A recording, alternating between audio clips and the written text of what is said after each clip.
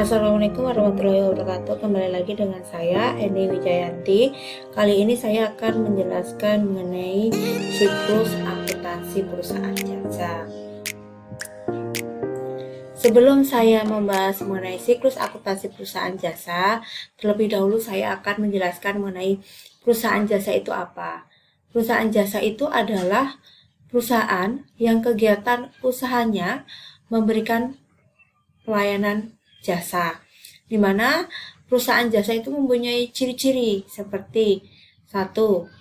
Kegiatan perusahaan jasa memberikan pelayanan jasa. Yang kedua, pembelian barang yang dilakukan perusahaan itu untuk memberikan pelayanan jasa.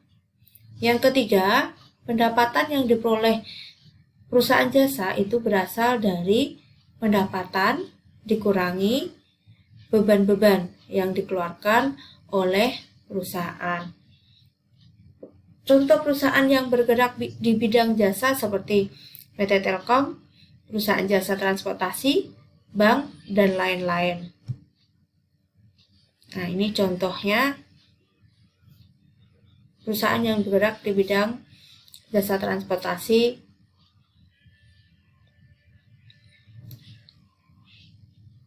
Berikutnya saya jelaskan mengenai siklus akuntansi perusahaan jasa. Siklus akuntansi perusahaan jasa itu merupakan suatu proses untuk menghasilkan laporan keuangan, di mana terdapat tahap-tahap dalam proses tersebut. Seperti tahap pencatatan. Tahap pencatatan itu terdiri dari bukti transaksi, jurnal, dan buku besar. Tahap berikutnya tahap pengikhtisaran.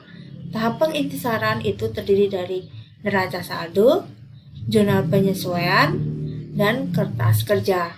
Dan tahap terakhir itu tahap laporan keuangan, jurnal penutup, neraca saldo setelah penutup, dan jurnal pembalik yang nantinya akan kembali lagi ke tahap pertama, yaitu bukti transaksi.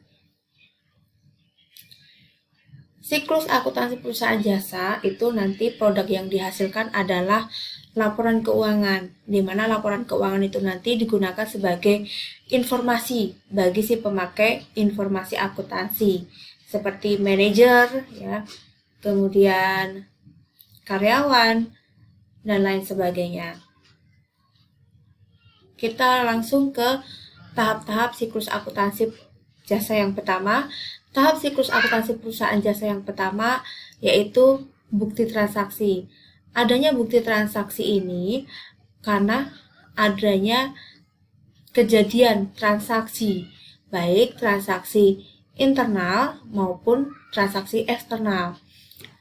Yang dimaksud dengan transaksi internal berarti transaksi yang ada pada perusahaan tersebut.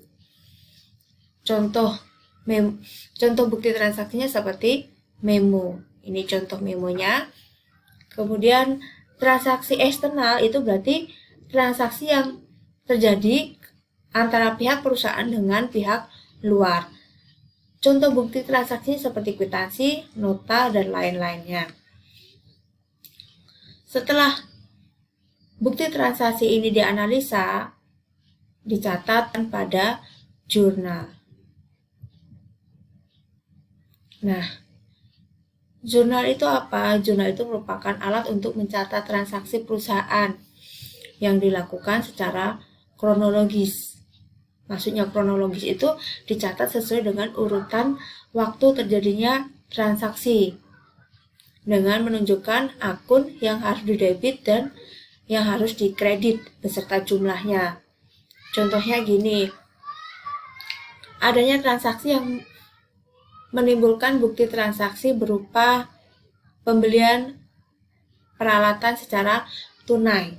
Nah, pembelian peralatan secara tunai berarti peralatan itu bertambah. Peralatan itu termasuk kelompok aset. Kalau aset bertambah itu masuknya ke debit.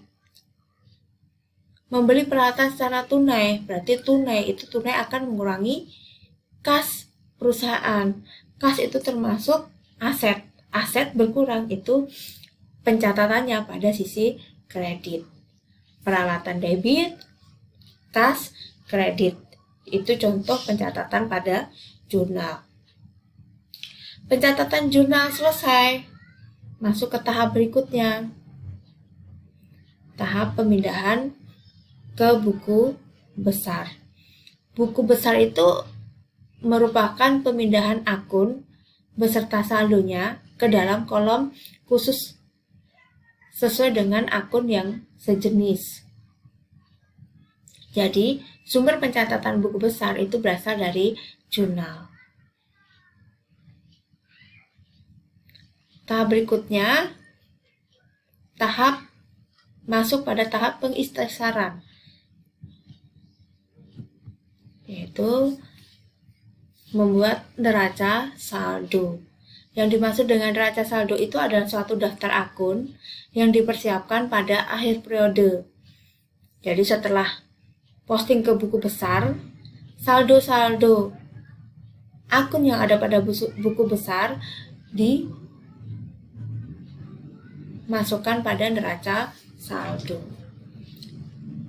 Berikutnya, tahap pengikhtisaran berikutnya yaitu jurnal penyesuaian. Jurnal penyesuaian ini dicatat pada akhir periode akuntansi. Pada jurnal penyesuaian ini, akun-akun tersebut disesuaikan supaya mendapatkan gambaran kondisi yang sebenarnya.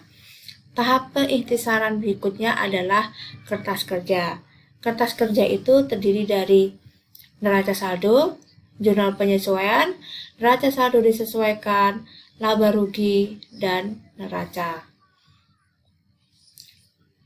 Tahap yang terakhir, tahap laporan, itu masuk pada tahap laporan keuangan. Laporan keuangan itu terdiri dari laporan keuangan laba rugi, laporan perubahan ekuitas atau modal, laporan posisi keuangan, dan yang terakhir laporan arus kas. Tahap laporan berikutnya adalah jurnal penutup.